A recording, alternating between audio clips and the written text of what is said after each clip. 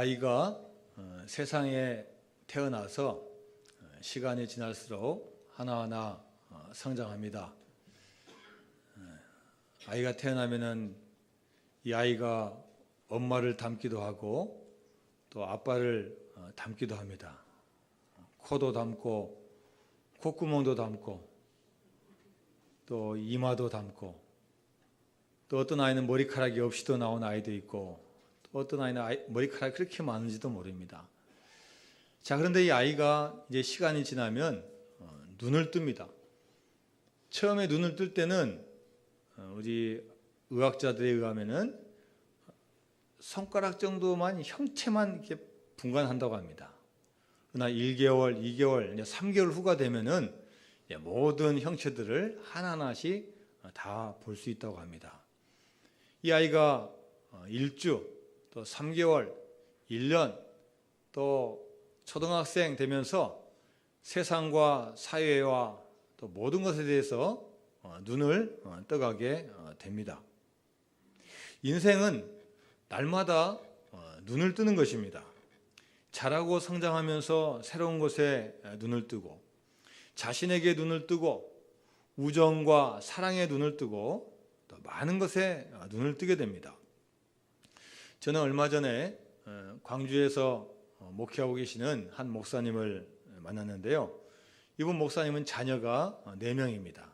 큰아이가 하나 있고 또 둘째, 셋째가 쌍둥이고 또 나이 차이가 많이 난 또 초등학생이 하나 있습니다. 근데 세 아이는 다 이 두 부부가 낳았는데 이 4번째 아이는 입양한 아이예요. 자기 육체로 낳은 아이가 아니라 가슴으로 낳은 아이입니다. 근데 대화 중에 목사님 기도해 주세요. 자, 이 아이가 아직 우리가 양 부모인 것을 모르고 있습니다. 어느 시점에 말해야 될지, 이 아이가 지금 초등학생인데 초등학교 때 이야기해야 될지 아니면 더 커서 이야기해야 될지를 잘 모르겠습니다. 왜요 하니까요, 다른 가정에서 입양한 가정이 있는데 이 학생이 남자아이인데 중학교 때 사춘기 때 이제 이야기를 해줬다는 거예요. 너는 원래 고아원에 있었는데 우리가 이렇게 너를 양자 삼아서 데리고 왔다. 이 아이가 그 이야기를 듣고요, 집을 나가더니 지금까지 1년 동안 집을 안 들어오고 있다는 거예요. 그동안 찰떡같이 자기 부모님 줄 알고 살았는데 부모가 아니라니까 이 사춘기 때 지금 너무 지금 정체성에 혼란이 오는 거예요. 지금 집을 나가가지고 안 오고 있는데, 목사님, 우리 자녀는 지금 초등학생인데 지금 이야기한 시점이 맞는지 어떤지 지금 고민하면서 기도하고 있습니다. 이렇게 이야기한 것을 제가 들었습니다. 여러분, 우리는 이 세상에 있는 거 하나하나 눈을 뜹니다. 내가 정말로 친아들인지 아니면 양아들인지, 내가 하나님의 자녀인지 또 나는 이 세상의 사람인지 하나하나씩 알아갑니다. 자기를 낳아주고 길러준 부모라고 살고 있는데 내 부모가 아니다라고 생각할 때는 아마 하늘이 무너지는 충격을 받을 것입니다.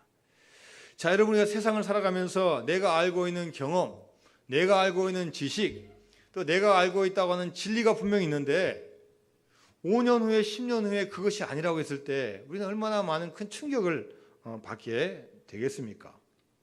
자, 이러한 고민을 했던 사람이 바로 오늘 본문에 나오는 사도 바울입니다. 사도 바울은 바울이 되기 전에 이름이 사울입니다. 좋은 집안에 태어나서 좋은 교육받고 부잣집에 태어나서 최고의 교육을 받았습니다. 요즘으로 하면은 정말로 아주 금수저로 태어났어요. 자, 그래서 금수저로 태어난 길을 걷습니다. 열심히 공부하고 또 로마 시민권도 획득하고 지금 이대로 가면은 성공의 길을 갑니다. 그에게는 또 유대인의 율법과 신념이 있습니다. 예수 믿는 자, 용납이 안 됩니다. 그래서 예수님을 박해하기 위해서 저 멀리 다메섹까지 가서 예수 믿는 자를 핍박하고 박해하려고 합니다. 그가 다메섹 도상에서 갑자기 하늘로부터 큰 빛이 내려오고 음성이 들려옵니다. 사울아, 사울아, 내가 어찌하여 나를 박해하느냐. 빛과 함께 들려오는 주님의 음성을 듣습니다. 자신이 박해하던 그 주님을 그곳에서 만났습니다. 그와 같이 있던 사람들은 소리는 듣긴 들었는데 아무도 보지 못하고 있습니다. 사울도 땅에서 일어나 눈은 떴지만 아무것도 보이지 않습니다. 앞을 보지도 못하고 사람의 손에 이끌려 다메섹 성으로 들어갑니다. 3일 동안 보지도 못하고 먹지도 못하고 마시지도 못합니다. 이때 주님께서 제자 아나니아를 보냅니다. 아나니아가 사울에게 와서 기도를 해줍니다. 안수 기도를 해줍니다. 자, 그가 기도를 받았을 때 그가 눈을 뜹니다. 3일 동안 캄캄하고 보려고 해도 보지 못했던 그 세상을 기도를 받고 3일 만에 눈을 떴습니다. 자, 3일이 지났지만 이 사울은 3일 전의 자신과 지금의 자신과는 완전히 다른 사람으로 바뀌었습니다. 세상은 여전히 있고 세상은 여전히 똑같지만 그가 세상에 보는 눈은 달라졌습니다. 새로운 세상이 열렸습니다. 이제는 사울이 아니라 이제는 예수님의 복음을 증거하는 전도의 사람 바울로 바뀌게 된 것입니다. 이제 사도 바울은 다메섹에서 하나님에 대해서 눈을 뜨고 영혼에 대해 눈을 뜨기 시작했습니다. 그리고 주님께서 이 바울을 이방인의 사도로 부르셨습니다. 사도행전 9장 15절 말씀에요. 가라, 이 사람은 내 이름을 이방인과 임금들과 이스라엘 자손들에게 전하기 위하여 택한 나의 그릇이라. 이렇게 말씀하시면서 주님께서는 사도 바울을 이방인에게 복음을 전하는 자로 부르셨습니다. 자, 이 부름을 받은 사도 바울은 이제 뒤돌아보지 않습니다. 가는 곳마다 복음을 증거합니다. 고린도, 또 갈라디아, 골로새, 복음을 전하고 사람을 전할 곳만 있으면 어디든지 달려갑니다. 그는 가는 곳마다 오래 있지 않습니다. 빨리 교회를 세우고 거기에 사역자를 세운 다음에 또 다른 곳으로 복음을 증거하러 갑니다. 그런데 그가 그의 사역 동안에 가장 오랫동안 머물렀던 장소가 있습니다. 바로 그것이 에베소입니다. 사도 바울이 보기에 이 에베소는 너무나 멋진 도시입니다. 항구 도시이고 아주 산업이 발달되어 있고 교통이 발달되어 있어서 여기가 복음이 잘 증거되면은 복음이 잘 전파될 수 있는 좋은 도시입니다. 에베소에 교회를 세우고 또 두란노 서원에서 날마다 강론합니다. 다른 곳에 있었던 것보다도 더 훨씬 오래 있으면서 복음을 증거합니다. 자, 연구에 의하면요 거의 2년 6개월 동안 다른 곳에 가지 아니하고 에베소에 머물러 있습니다. 그리고 에베소에서 기적도 일어나고 놀라운 일들이 많이 일어납니다. 교회가 부흥하고 사람들이 몰려들고 능력이 행해집니다. 바울의 몸에 있는 수건을 가지고 가서 이 수건을 다른 사람의 몸에 딱 대고 기도해 주면요 그 사람이 병이 낫는 거예요. 사도 바울이 가지고 있는 앞치마를 가져다가 앞치마를 둘러주기만 하면 그 사람이 병이 낫는 거예요. 얼마나 이 사도 바울이 능력이 있는지 가는 곳마다 능력이 행해집니다. 이 모습을 보고 그 지역에 살고 있는 마술사들도 혹하는 거예요. 이야, 우리는 예수라는 사람이 누군지는 모르지만 이 바울을 보니까 바울은 능력자다. 우리 바울 한번 따라해보자. 그래서 예수님을 알지도 못하는 이 마술사들이 뭐라고 하냐면요, 주 예수 이름으로 명하노니 귀신아 물러가라. 할렐루야. 이야, 이 사람이 예수님을 믿지도 않는데도 이렇게 하니까 진짜로 귀신도 물러가는 거예요. 이런 모습을 보고 마술사들도 변하기 시작합니다. 예수님을 영접합니다. 마술을 행하던 사람들도 바울을 통해서 예수님의 능력을 깨닫고 나니까 그들이 갖고 있는 모든 도구, 기구, 책들, 요즘으로 말하면 수십억의 모든 걸 다 광장에 모아다가 불을 태웁니다. 하나님은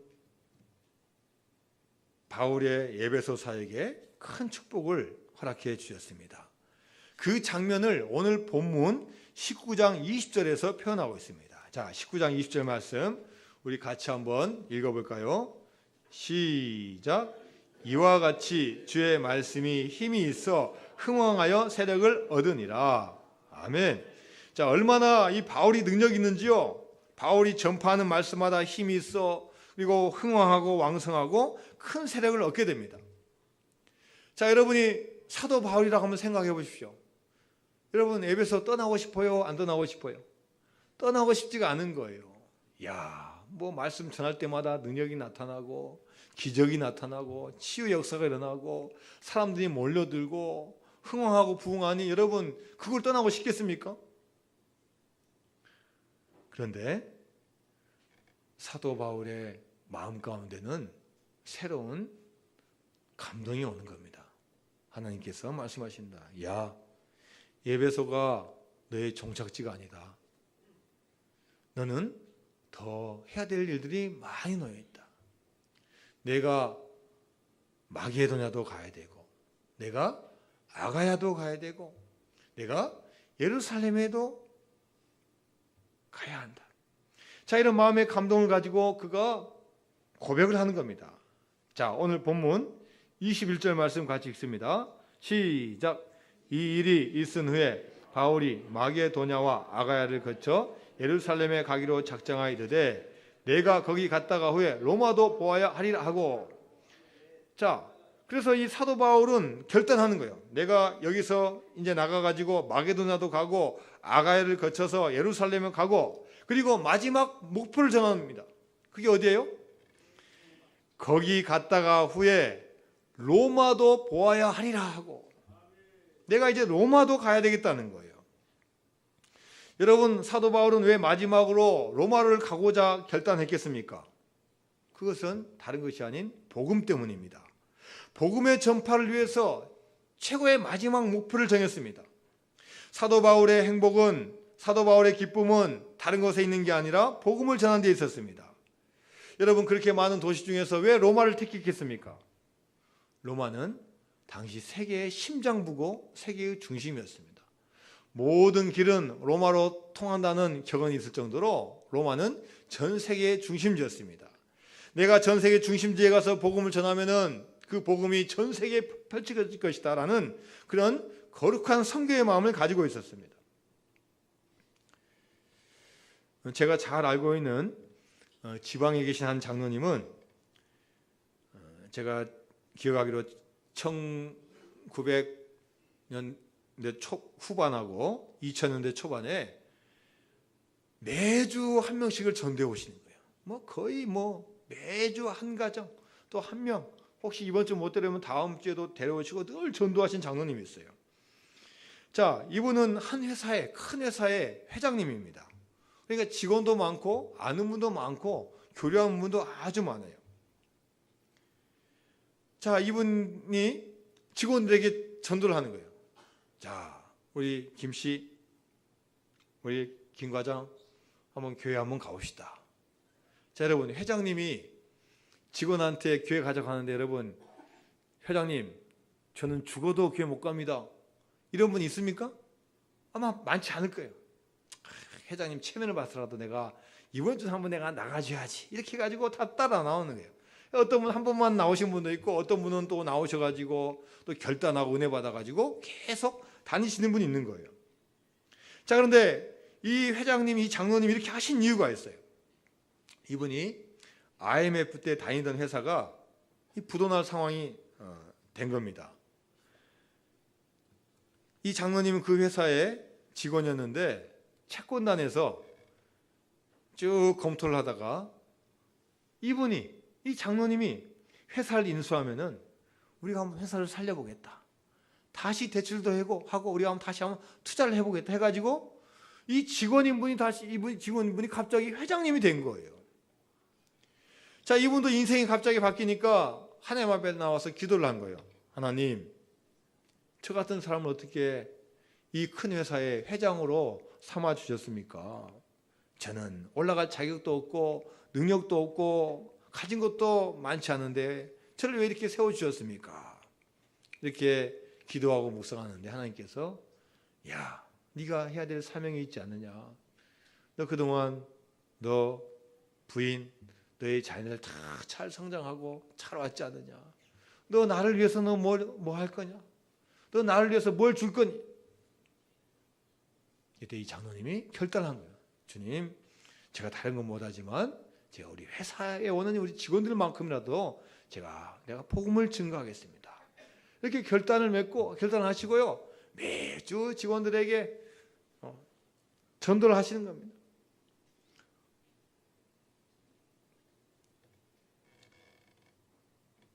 시골보다는 도시가 복음 전파에 더 효과적입니다.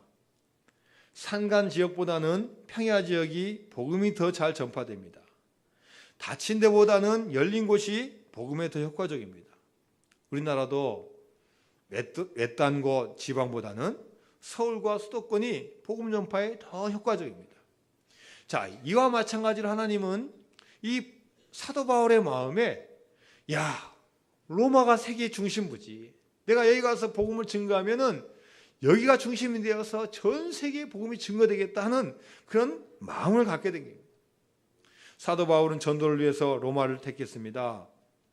로마로 가는 목적이 멋진 것을 보기 위해서, 성공하기 위해서, 잘 살기 위해서 가는 게 아니라 주님의 사명을 가지고 로마를 택하게 된 것입니다. 자, 그런데 로마로 가려고 마게도냐를 거치고 아가야를 거치고 예루살렘에 왔는데 이게 웬일입니까? 일에 휘말려 가지고 이 사도 바울이 감옥에 갇혀 있는 거예요. 물론 목숨은 구해 있지만 천부장이 운영하는 감옥에 갇혀서 앞으로 내일 일이 어떻게 될지 모르고 있는 겁니다. 차가운 방바닥, 쇠창살, 나는 로마에 복음을 증거해야 된다는 그 미래를 가지고 있는데 지금 현실은 내가 이럴 수도 없고 저럴 수 없는 비참한 상황 가운데 있습니다. 예루살렘에 오기 전까지는 로마도 보아야 하리라 이런 자신감 넘치게 왔는데 현실에 닥쳐보니까 얼마나 비참하고 절망스러운지 모릅니다. 바로 이날 밤에 주님께서 사도 바울에게 찾아오십니다. 자, 오늘 두 번째 본문 23장 우리 11절 말씀 같이 읽겠습니다. 23장 11절 말씀. 자, 시작. 그날 밤에 주께서 바울 곁에 서서 이르시되 담대하라. 내가 예루살렘에서 나이를 증언한 것 같이 로마에서도 증언하여라 하리라 하시니라. 아멘.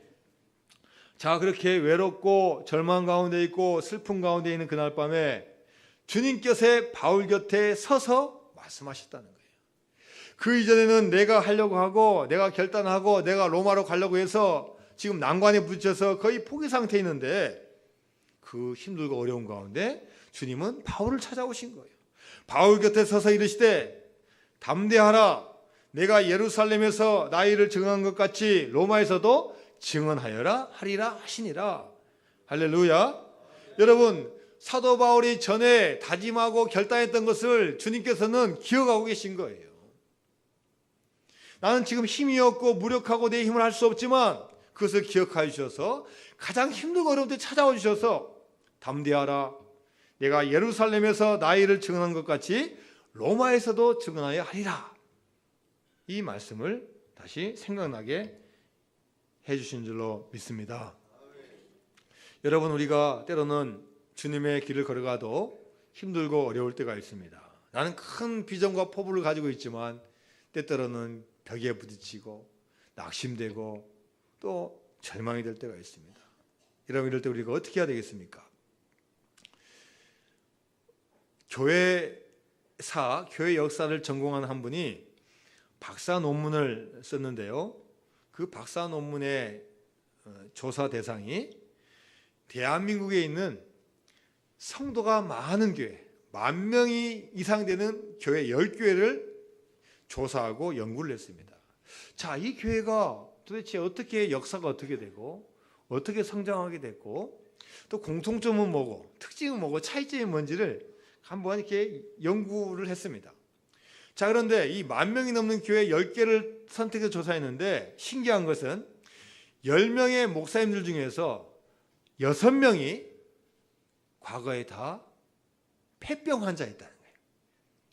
지금이야 뭐 폐렴 걸리고 폐병 걸리면 약 잘하고 주사 잘 놓으면 낫지만 여러분 3, 40년 전에요.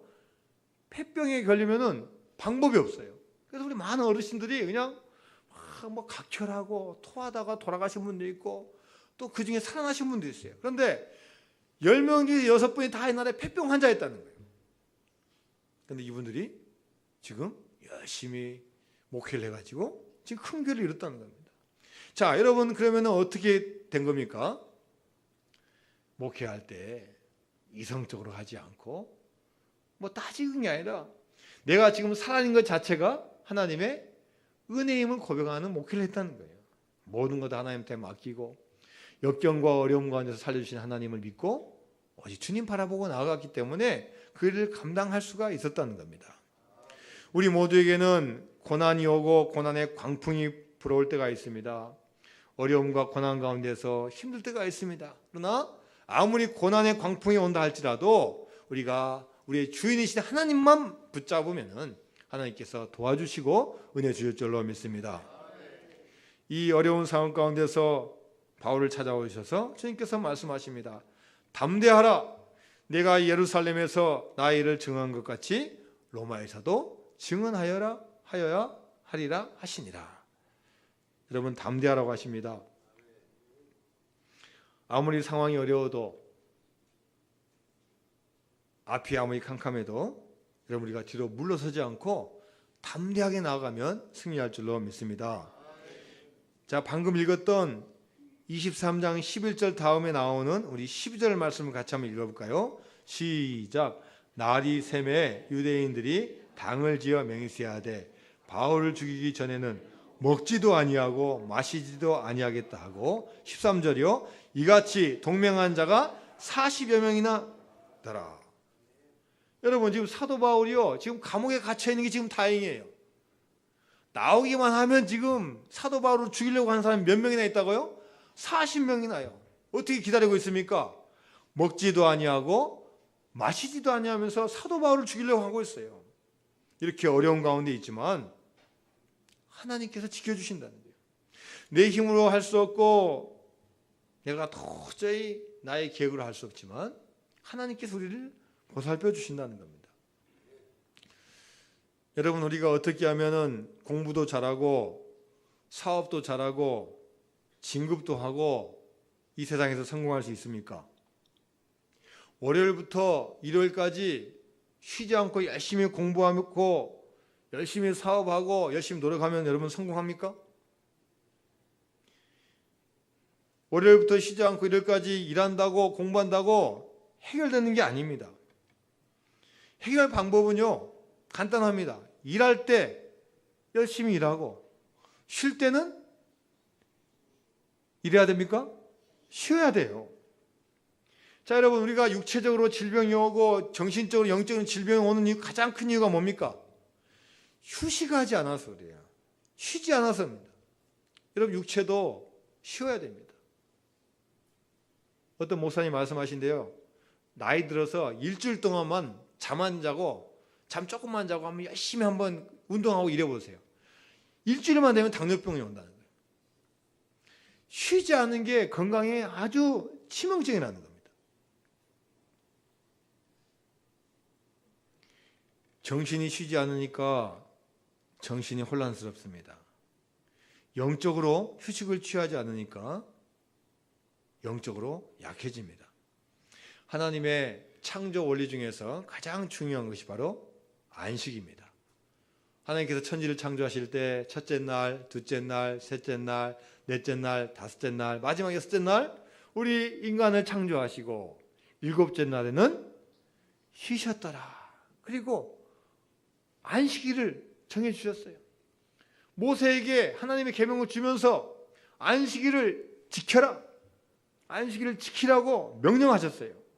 너 쉬어도 좋고 쉬지 말아도 좋은 게 아니라 안식일을 거룩하게 지키라고 말씀하셨어요. 입원한 병원에서 의사가 아침에 회진하면서 환자를 체크하는데 가장 먼저 대부분 물어보는 게 뭡니까? 어젯밤에 잘 주무셨습니까? 환자가 잘 잤습니다 하면요, 이 환자는 계속 좋아지고 있는 거예요. 상태가 좋아요. 어젯밤에 한숨도 못 잤어요. 잠이 안 옵니다. 아직도 문제가 많은 환자예요. 계속 더 치료를 받아야 하는 환자예요. 수면이 치료의 근본이라는 거예요. 안식해야만이 축복이 온다는 겁니다. 여러분, 건강의 비결은요, 잘 먹고 잘 자는데 건강이 온다는 거예요. 여러분, 뉴스 지상에 보면은 많은 연예인들이 갑자기 자살하신 분이 많이 있습니다. 또 얼마 전에는 크리스찬이라고 알고 있는, 또 좋은 일 많이 하고 안다는 가수가 자살소동을 벌였다는 그 기사가 나왔어요. 알고 봤더니 이분이 자살소동을 벌인 게 아니라 수면제를 많이 드신 거예요. 연예인들이 막 지방으로 막 다니고 또 인기를 가다 보면요, 이게 스케줄이 막 힘듭니다. 그러면은 쉴 때 쉬고 일할 때 일해야 되는데 이게 뒤죽박죽 되는 거예요. 오늘 잠을 자야만이 또 내일 일어나서 가는데 시간이 없으니까 여러분, 잠이 빨리 오기 위해서 뭘 먹어요? 수면제를 하나를 먹는 거예요. 근데 시간이 지나서 하나로 안 되니까 몇 개를 먹습니까? 2개를 먹는 거예요. 그 다음에 3개 먹고 4개 먹는 거예요. 나중에는 내일 또 새벽에 일어나야 되는데 잠이 안 오네? 또 몇 개 먹습니까? 5개 먹고 10개 먹다 보니까 이 수면제가 이 뇌를 걷는다는 겁니다. 잠을 자기 위해서 수면제를 먹는데 시간이 갈수록 강도가 더 세지면서 이 수면제에 있는 그 성분이 뇌 균형을 파괴하고 죽고 싶은 마음을 준다는 거예요. 내가 자살하고 싶어서 자살하는 게 아니라 어쩔 수 없이 그 약물 때문에, 그런 심리와 감정 때문에 자살을 택할 수밖에 없다는 거예요.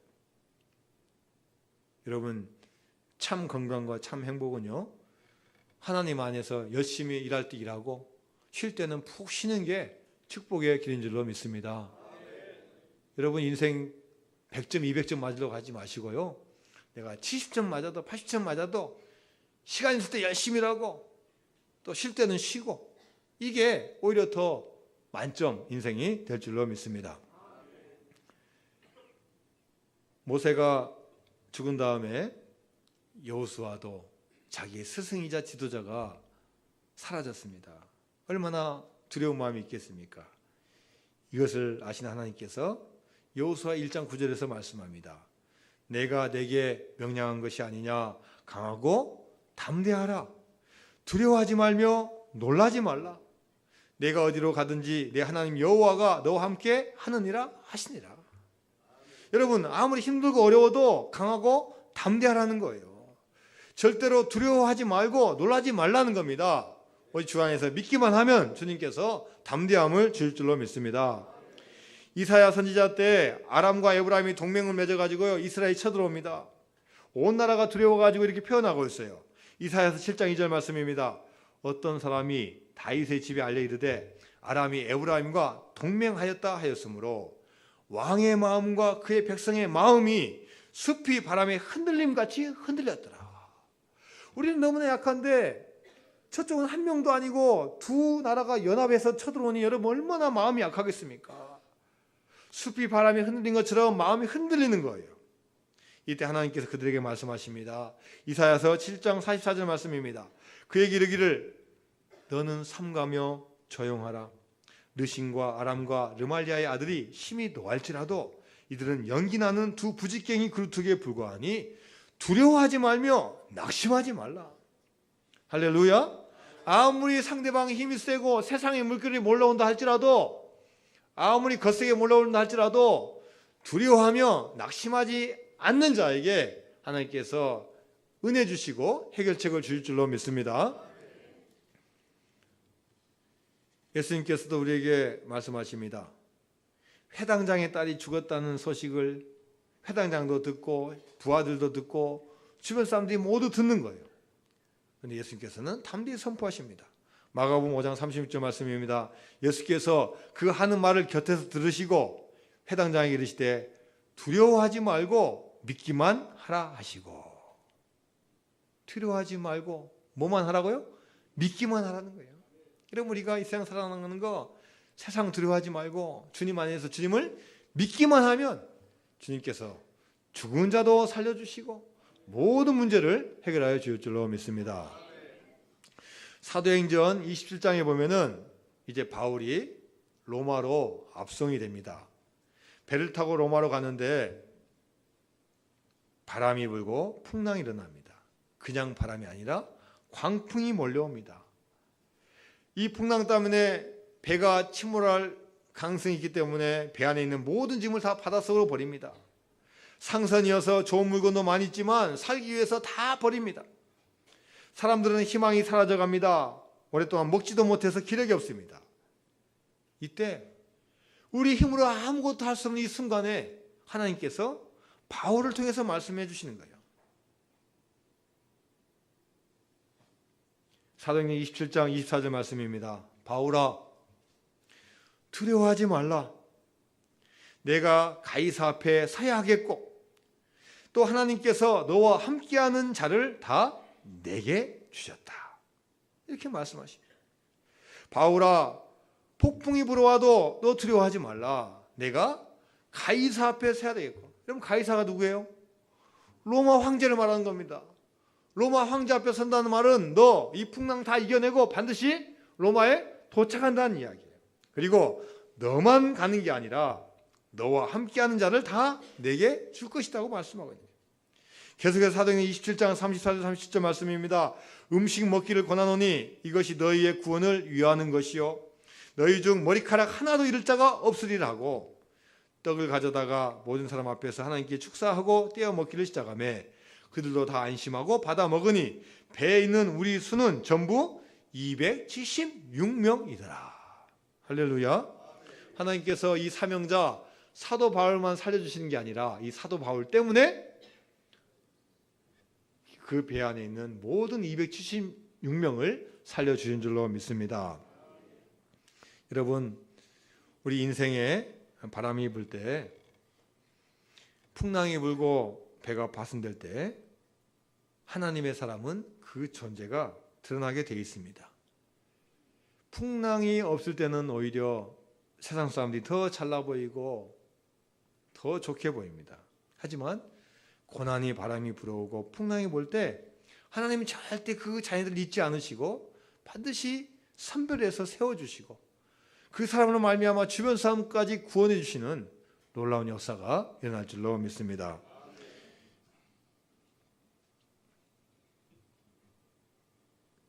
빌립보서 3장 12절 말씀입니다. 내가 이미 얻었다 함도 아니요 온전히 이루었다 함도 아니라 오직 내가 그리스도 예수께 잡힌 바 된 것을 잡으려고 달려가노라. 여러분, 사도 바울이 받은 복은요 세상에 있는 것을 찾아가는 게 아니라 예수님에게 잡힌 그 사명을 가지고 갔을 때 하나님께서 다 이미 허락해 주시고 온전하게 이루어 주신 줄로 믿습니다. 요즘 TV에 보면요 개에 관한 프로가 아주 많이 있다고 합니다. 그래서 어떤 개에 대한 전문가가 주장하는 게 뭐냐면요 이 세상에 못된 개는 없다. 뭐만 있을 뿐이다? 나쁜 주인만 있을 뿐이다. 원래 개가 못된 개는 없다는 거예요. 주인 때문에 이 개가 그렇게 됐다는 거예요. 그래서 보여주는데요. 이 주인의 개 한 마리가 있는데 이 개가 주인을 잘 따라요. 또 주인도 이 개를 사랑해요. 그래서 먹을 거 탁 주고 하면 탁 먹고 야, 공 탁 던지면 쫙 갔다 오고 훈련도 잘 돼가지고 주인 말 잘 들어요. 그런데 이 개가 어느 때 문제가 생기냐면요. 누가 한 명만 등장하면 그때 이제 문제가 생기는 거예요. 그 사람을 향해서요. 막 짖고 깽깽하고 또 심지어 막 물어뜯고 막 양말 물고 막 이렇게 하는 거예요. 아니 도대체 주인과 둘이만 있으면은 문제가 없고 사랑받고 다 좋은데 누군가만 오면 어울리지 못하고 문제가 일으키는 거예요. 그래서 개 전문가를 불러가지고 이것 좀 한번 고쳐주십시오. 여러분 어떻게 했을까요? 주인에게 이야기하는 겁니다. 주인은 이 개한테 계속 혼자만 사랑하지 말고 다른 사람과 어울릴 수 있고 사랑할 수 있는 방법을 가르쳐 주는 거예요. 그래서 이 주인이 먹을 걸 가지고 이 개한테요, 줄 듯 하면서 이제 안 주는 거예요. 옛날에는 무조건 했다면 주는데 이제는 줄 듯 하면서 안 주는 거예요. 또 조금 있다가 또 줄 듯 하면서 안 주고 계속 약 올리는 거예요. 그러니까 이 개가 이러면 어떻게 했어요? 속으로 생각했죠. 세상에 믿을 놈 하나도 없구나. 그동안 이 주인 믿고 살아왔는데 진짜 이거 주인도 못 믿겠구나. 그러니까 이 개가 이제 실망해가지고 어떻게 하겠어요? 방법을 어디서 찾아요? 주인한테 찾는 게 아니라 딴 데 찾는 거예요. 그래서 이제 딴 사람한테 이제 꼬리치는 거예요. 이제 여기 주인이 해결 안 주니까 딴 사람한테 이제 뭔가 얻어먹으려고. 여러분, 우리가 인생에 어떤 주인을 만나느냐가 참으로 중요합니다. 우리가 좋은 주인 만나고 나를 사랑해주고 같이 어울릴 수 있고 이 세상과 같이 호흡할 수 있는 주인을 만나야만이 우리 인생에 의미가 있고 축복이 있을 수가 있는 것입니다. 여러분, 우리 교인이 행복한 것은 물론 내가 잘 돼야 됩니다. 그러나 나의 잘 되는 걸 끝나서는 안 됩니다. 내가 잘 되고 주님께 나의 주신 그 행복과 기쁨을 내가 사명감을 가지고 내가 복음을 증거하고 주님 뜻대로 살아갈 때 더 큰 은혜와 축복이 여러분 가운데 임할 줄로 믿습니다. 사도 바울은 세상의 문화, 발전된 지식을 더 배우려고 로마에 간 게 아닙니다. 여러분, 우리가 무슨 꿈을 가지고 살아가야 되겠습니까? 사도 바울이 내가 로마도 가야 하리라고 했는데 여러분의 로마는 어디에 있습니까? 꿈을 가진 사람에게는 때로는 고난이 따를 수도 있습니다. 우리가 그 꿈을 이루기 위해서는 때로는 희생도 해야 되고 대가도 치를 수 있습니다. 주님께서도 누구든지 나를 따라오려거든 자기를 부인하고 자기 십자가를 져야 한다고 말씀하셨습니다. 그러나 그 십자가 무겁지 않습니다. 지고 가면요, 주님께서 가볍게 해주시고 은혜 주셔서 얼마든지 감당할 수 있습니다. 요셉의 생애도 다윗의 생애도 아브라함의 생애도 모든 문제가 있었습니다.